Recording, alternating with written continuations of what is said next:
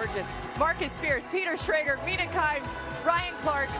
Mina, home game. She loves it. Big smile. It's paradise here. Come on, the weather is amazing. This is football weather. I don't want to hear about the snow. This is beautiful. Don't worry, we'll be there next week in Pittsburgh. Dan Orlovsky's with us as well. Big night for Dan as he will be part of the Monsters, Inc. broadcast. Broadcast on Monday Night Football, that on ESPN2. Dan, we cannot wait. A lot of Sully, a lot of Mike Wazowski. We'll get to that later. But first, how about the action from yesterday? Texans and Chiefs.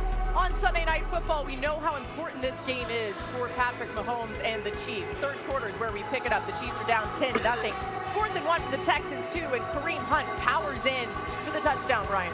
Yeah, you look at Kareem Hunt. This is huge for them. They get the ball in the red zone after trailing the entire game. 10 minutes, 30 seconds left to play. The game is now tied at 10. Andy Reid decides to go for it on 4th and 1 from his own 31, and Mahomes looking for Rashee Rice, falls incomplete. Listen, this was a mesh route. We're going to see Stingley squeeze from the outside, but there was also constant pressure on Patrick Mahomes the entire night. Short field for the Texans, and C.J. Stroud avoiding the sack, firing it right here into Jaden Higgins for first down. Mina, he's been good. Chris Jones makes a play there. C.J. escapes him. So many plays like that. Third down throughout the night, just C.J. Stroud making it happen. First and goal from the 5, and Dari Ogunbowale runs in for the 5-yard touchdown. His first touch the entire night.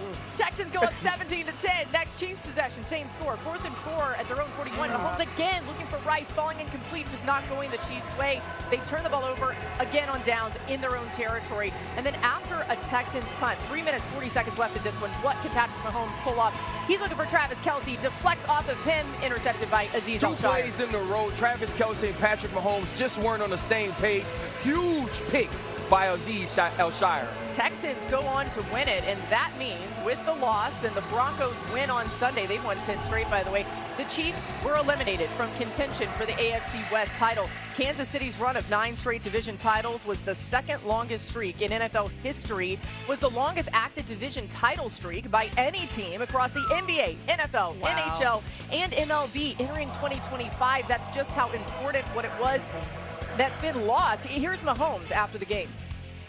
We've been close all season. I mean, that at the end of the day, you got to go out there and make it happen. We got the talent, we got the heart, but we have to go out there and execute it. And until we prove it, we'll come away with losses. So I mean, like I said, I know we're going to give everything we have.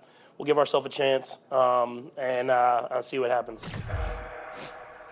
I mean, I'm not going to be dramatic here and say, end of the era, end of the dynasty, but we did see something come to an end, right? And we'll see how the rest of their season plays out. Why did Kansas City come up short yet again, Marcus? It was the critical plays, and I remember us sitting on the same podium years ago, and I talked about how Kansas City always made those plays.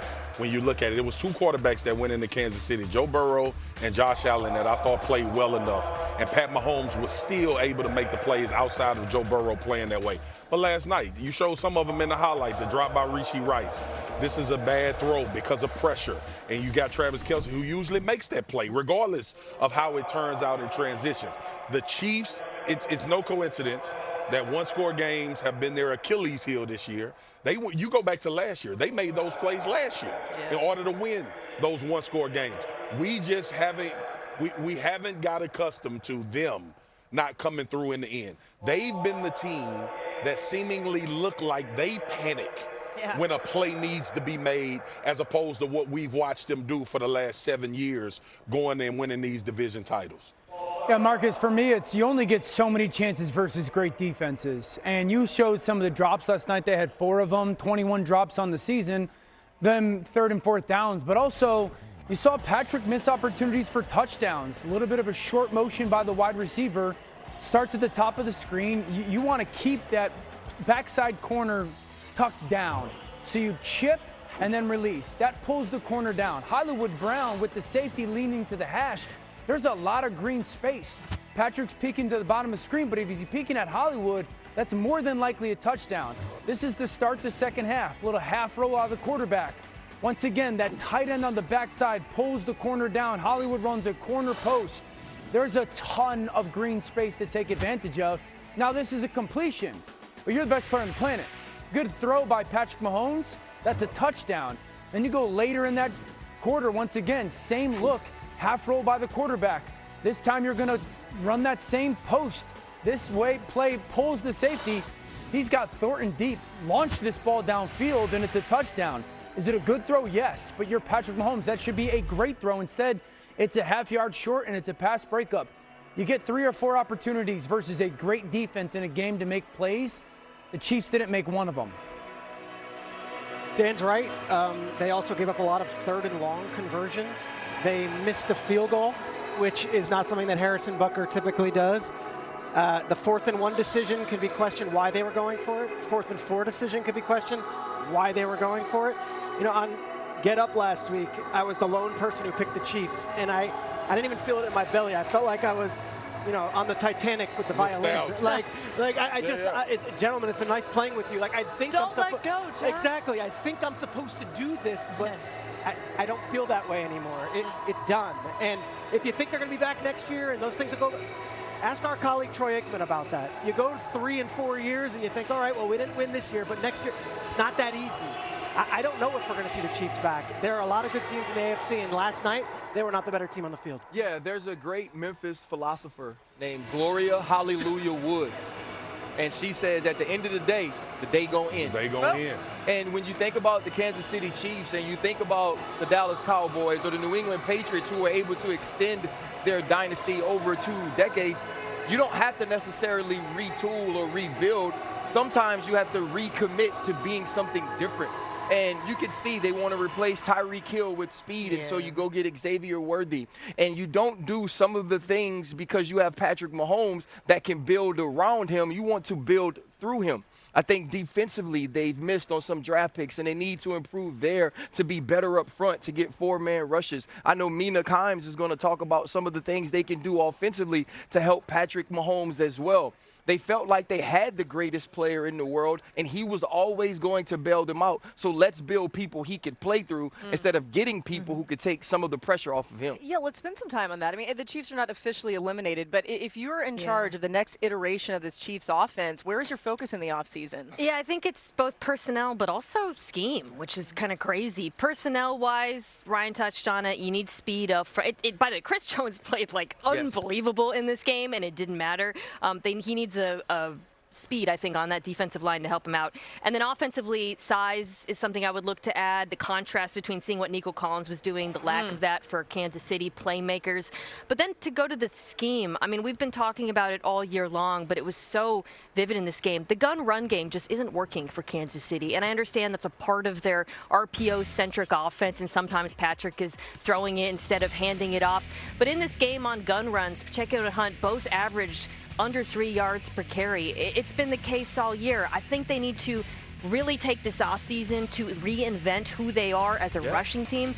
Because in the NFL, if you don't have playmakers who can dominate, you got to have a run game like Buffalo, and they don't really have one. Yeah, we'll keep an eye on what they do, certainly. Kansas City also has 14 straight winning seasons, all under Andy Reid, as well as 10 straight 10-win seasons, both of which in jeopardy this season, of course. We'll continue on the Chiefs a little bit later on as well and throughout this week. But how about the Colts? Trevor Lawrence taking them on with the Jags, of course. In early first quarter, the game is tied at 7. Jags in the red zone, and Trevor Lawrence was in his bag in this game, finding Jacoby Myers. And so was Liam Cohen. This was a great double move by Jacoby Myers, and he's been a revelation since coming over from the Las Vegas Raiders. Jaguars lead by 7 late in first quarter. Same score. Brutal moment here. Daniel Jones falling down while throwing, slow to get up, starts grabbing that Achilles area. And we'll see another look at this. He goes down without any contact. He would leave the game, later diagnosed with a torn Achilles, and Riley Leonard would replace him. Adam Schefter joins us in just a moment with more updates on Daniel Jones. But I don't care who you're a fan of. That breaks your heart to see. Early second quarter, Jags still ahead by 7. Travis Etienne finds a hole, takes it down the sidelines, 28-yard touchdown. This run game was huge for this team early on in the year. They seem to be getting back to it. You have pulling offensive lineman Travis Etienne follows them into the end zone. Jackson DeVille was all involved there. Jaguars lead 21-7. 7 minutes left in the fourth quarter. Colts down 31-13 inside their own 9, and Leonard feels the pressure, tries to get rid of it. Josh Hines-Allen. Listen, the game started with an interception by Devin Lloyd, and here's just another huge play for this defense. Jaguars go on to win it 36-19. Here's more on Daniel Jones. Anytime you lose a guy that puts in so much work and so much effort and is always there for his team and is showing up with a fibula injury and goes out there and freaking plays, just so much respect for him, just so much respect. It's devastating. He's out there fighting, scratching, clawing, the past few weeks, and just to see him go down, you don't know what's going on, and you just hope for the best. But that was definitely a gut punch. Let's bring Adam Schefter in here for more. Hey, Adam, on Daniel Jones and this injury, what's next now for the Colts? Laura, this is a difficult situation for Daniel Jones and the Colts. Obviously, Daniel Jones first will have to find a surgeon and schedule the surgery, which obviously will end his season. As for the Indianapolis Colts, they will have to find a replacement for Daniel Jones. The first one you would think of would be Riley Leonard, except for the fact that he banged his knee yesterday, had knee soreness today, and the Colts are uncertain about whether Riley Leonard can play Sunday at Seattle against the tough Seahawks defense. If he can't play, the only other quarterback on the roster currently is the practice squad quarterback Brett Rippon. Anthony Richardson remains on injured reserve after fracturing his orbital bone in a pregame warm-up in October, so they really are decimated in position right now. Riley Leonard would seem to be next, and obviously you hope that Daniel Jones can get well as soon as possible. His contract was set to expire this offseason. He was set to become a free agent. Obviously, it was a difficult situation to have to go through yesterday, and a difficult situation ahead for Daniel Jones and the Colts. And more from Adam throughout the shows. There's a lot of news flying around. Dan, you hear the report there on Riley Leonard's knee, but let's say he is healthy enough to go. Is he good enough to keep the Colts' playoff hopes alive? I liked a lot of the things that Riley Leonard did yesterday. I thought he moved well. I thought he threw the ball well. I thought he threw the ball better yesterday than he had in college and many times. But the three major injuries are the concern. Riley Leonard still has perimeter players. Michael Pittman Jr. was really good. You saw him move the pocket, get outside, use his athleticism, find players like Alec Pierce, Tyler Warren. So is he good enough to keep them afloat for a game or two? Yes. To keep their playoff hopes alive is hard. The loss of DeForest Buckner, the loss of Sauce Gardner, now Daniel Jones. And I would say this for the Daniel Jones loss. It's not only a massive loss for this year because the playoffs are absolutely in question.